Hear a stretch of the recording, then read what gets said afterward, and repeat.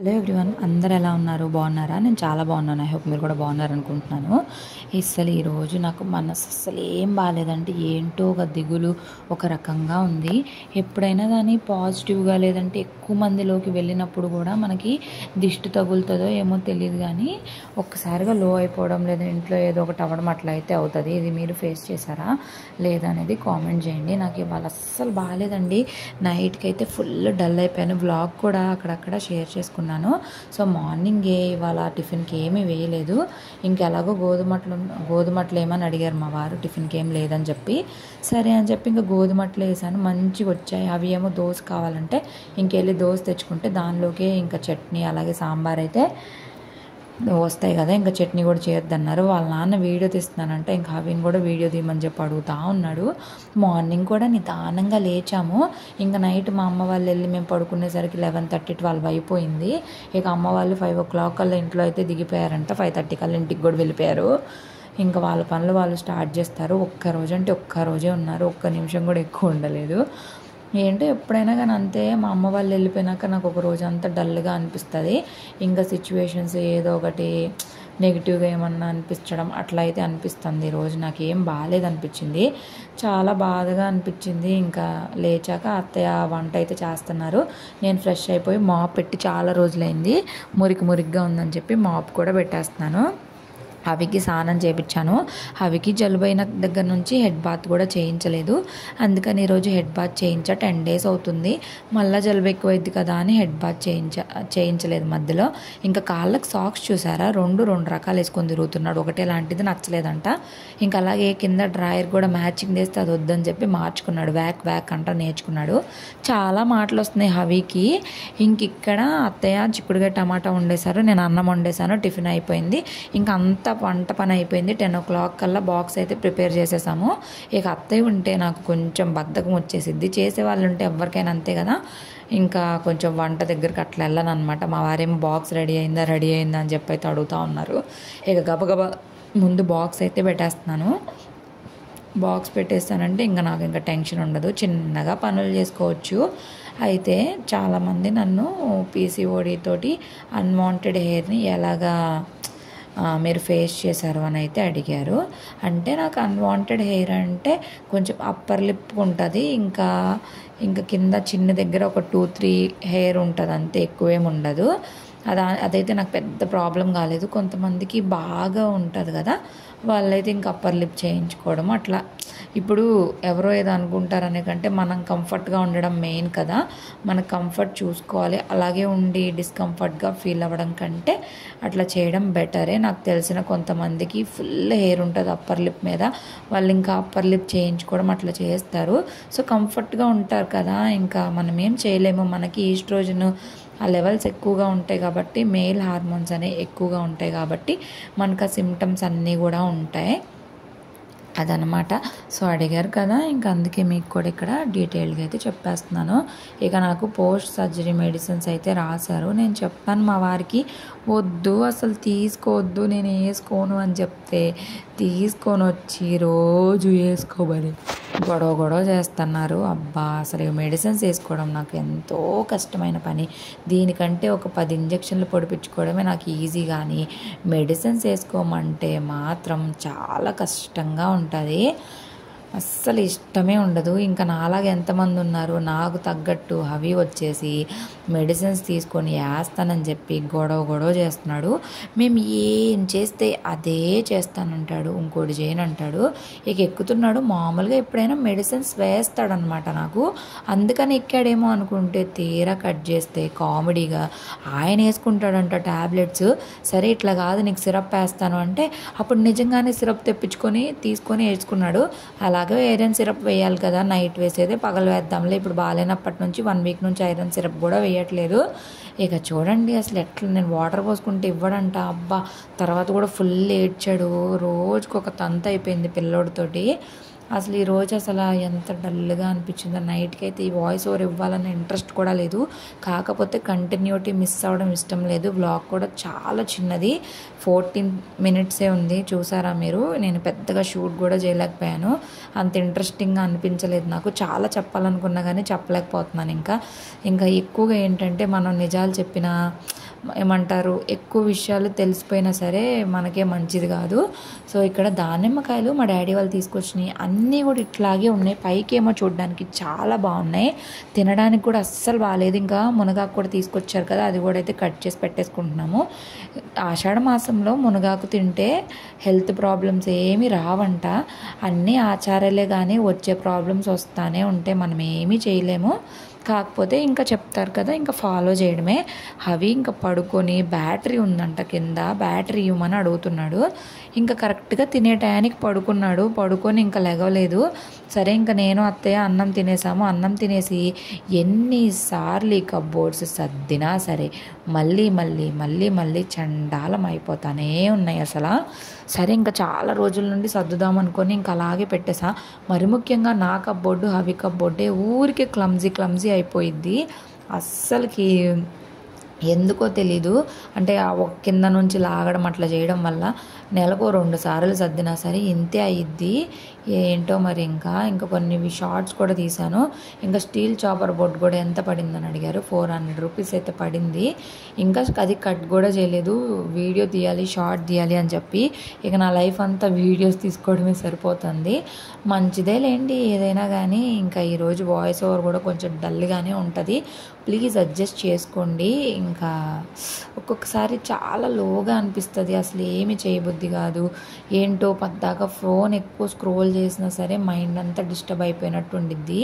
ఈరోజు ఫోన్ కూడా నేను ఎక్కువగా స్క్రోల్ చేసేసాను, దానివల్ల కూడా నాకు కొంచెం డిస్టర్బ్గా అనిపించిందో ఏమో తెలీదు.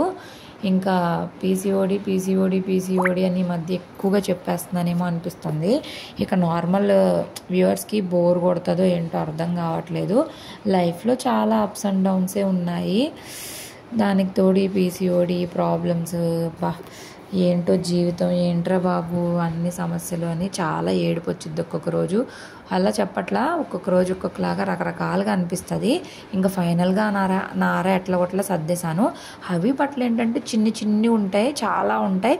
అండ్ చాలా వరకు తీసేయాల్సినవి కూడా ఉన్నాయి, కొన్ని బాగా పాడైపోయినాయి, ఇంకా కొన్ని బారుగా ఉన్నాయి. కొత్తవి అన్నీ వెనక్కి పెట్టుకుంటాను, ఇంకా మిగిలినవి అన్నీ కూడా అట్లా సర్దుకుంటాను. ఎంత సర్దినా సరే అవి మాత్రము తొందరగా క్లమ్జీ అయిపోతాయి. ఇంకా ప్యాంట్స్ సపరేట్గా, డైలీ వేరీ సపరేట్గా, కొంచెం మంచి సపరేట్గా, ప్యాంట్స్, నిక్కర్స్, బనియన్స్ అట్లా సపరేట్గా పెట్టుకుంటానా. తర్వాత ఫోల్డ్ చేసినాక హడావిడి అయిపోయింది అనుకోండి, ఇంకెక్కడ పెట్టేయడం సరిపోయిద్ది.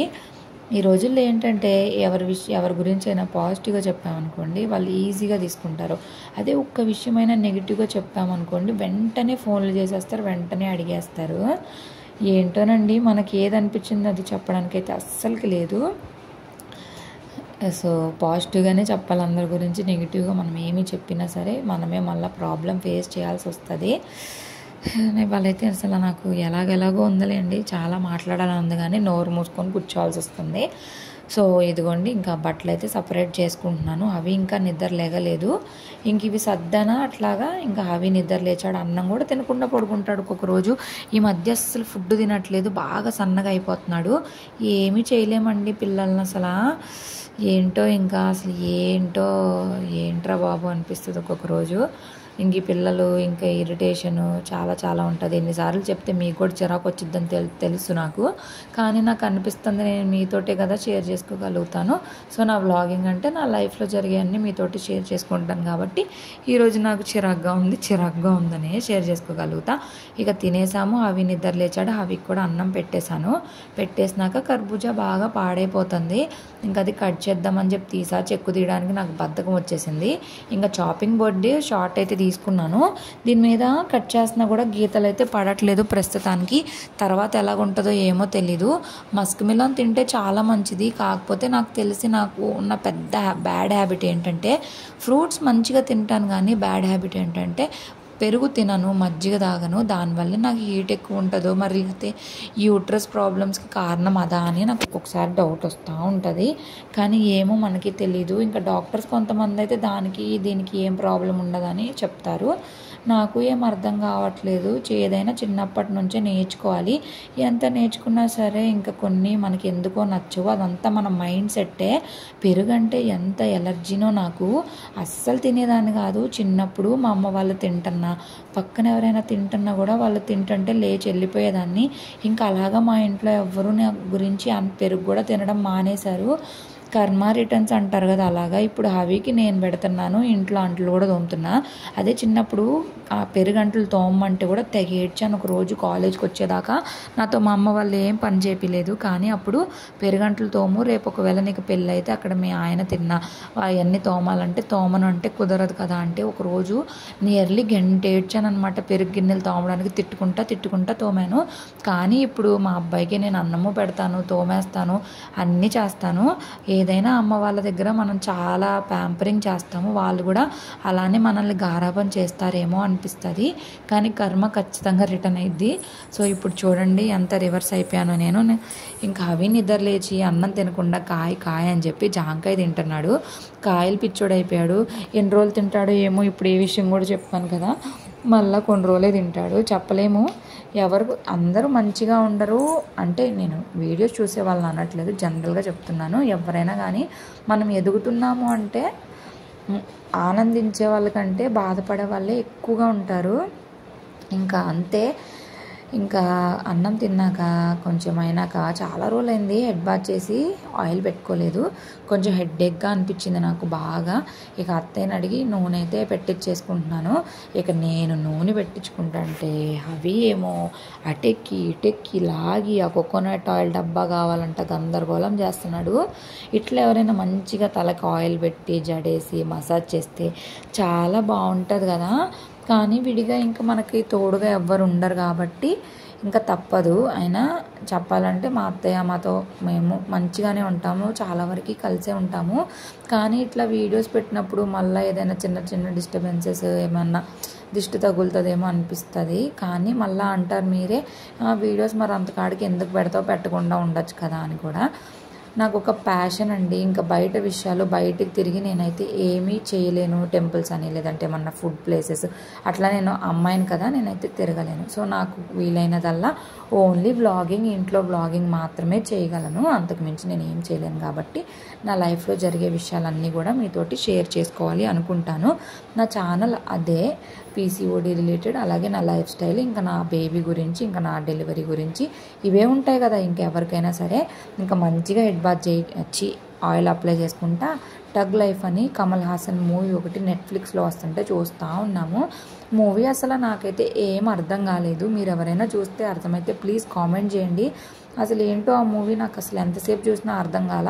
సగం పైన మూవీ చూసా, తర్వాత నాకు ఫోన్ కాల్ వస్తే మాట్లాడుకుంటా ఇంక ఇంట్లో పనులు అవి చేసుకుంటా ఉన్నా. సింక్లో అంట్లు, బయట బట్టలు, ఇల్లులు స్వీప్ చేసుకోవడము. ఇంకా అవి మధ్యాహ్నం అన్నం పెడుతుంటే నెయ్యి అని చెప్పి నెయ్యి అంతా దుప్పటి మీద పారబోసాడు. ఇంకా బ్లాంకెట్స్ అన్నీ చేంజ్ చేసుకున్నాను. తర్వాత పోయిరు నువ్వు ఉత్త గ్లాస్ తాగావు, కిందాడు తాగు. పోయి ఏ పోయికండి, తాగకూడదు, వద్దు, తాగేస్తాడు. తాగు, కొత్త గ్లాస్ తాగు, కిందాడు తాగే కదా. సూపర్ అని చెప్పు, అవి సూపర్ అని చెప్పు. అయిపోయినాయి. అసలు ఇందులో ఏమన్నా ఉన్నాయా? అయిపోయినాయి అని చెప్తున్నా. ఫైనల్గా మా అత్తయ్య టీ తాగుతుంటే అలా చేస్తూ ఉన్నాడు. 6:30 కల్లా అన్నం తింటాడు రోజు అవి. ఇంక నైట్ మళ్ళీ తినడు. మధ్యలో ఆకలేసిద్దో ఏంటో ఒక్కొక్కసారి నాకు కంగారు వస్తుంది.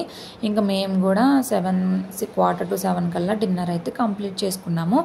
ఇక మా వారు వచ్చినాక అవి ఆడి 10 o'clock కల్లా పడుకున్నాడు. సో మొత్తానికి ఈరోజు అంతా చాలా డల్గా, చాలా బాధగా, చాలా రకరకాలుగా ఉంది. నాకు ఎందుకో చాలా డౌన్గా అనిపించింది. ఒక్కొక్కసారి అంతే, ఎందుకో తెలీదు, హార్మోనల్స్ ఇంబ్యాలెన్స్, మూడ్ స్వింగ్స్ ఏమో తెలియదు, కానీ చాలా బాధగా, చాలా రకాలుగా అనిపించింది. సో మీకు వీడియో చాలా బోరింగ్గా, చాలా నీరసంగా అనిపిస్తే చాలా సారీ అండి. బట్ నా లైఫ్లో జరిగేది మీతో షేర్ చేసుకోగలుగుతాను కదా. లేదు నాకు బాగాలేకపోయినా సరే నేను హ్యాపీగా యాక్ట్ చేయలేను. సో ప్లీజ్ నచ్చితే లైక్ చేయండి. ఏమన్నా బోరింగ్గా, చాలా ఇరిటేషన్గా అనిపించిందా, ఎట్లా అనిపించింది అనేది కింద కామెంట్ చేయండి. మరో వీడియోతో మీ ముందుంటా. బాయ్.